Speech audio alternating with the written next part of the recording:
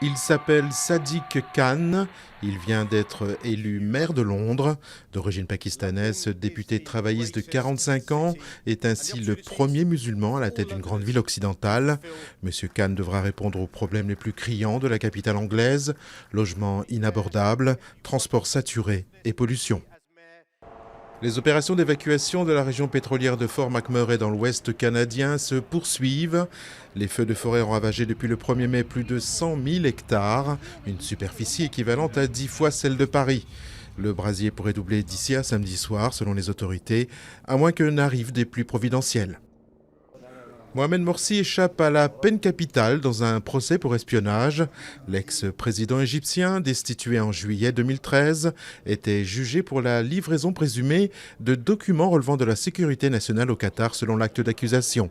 6 co-accusés de Mohamed Morsi n'échapperont pas, eux, à la peine de mort.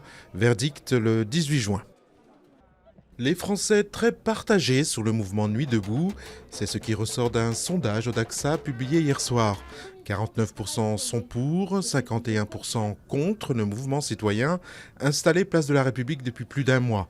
Un peu plus de la moitié des Français réclament même l'interdiction de Nuit debout, au vu des dégâts et violences qui ont eu lieu en marge de rassemblement, toujours selon le sondage.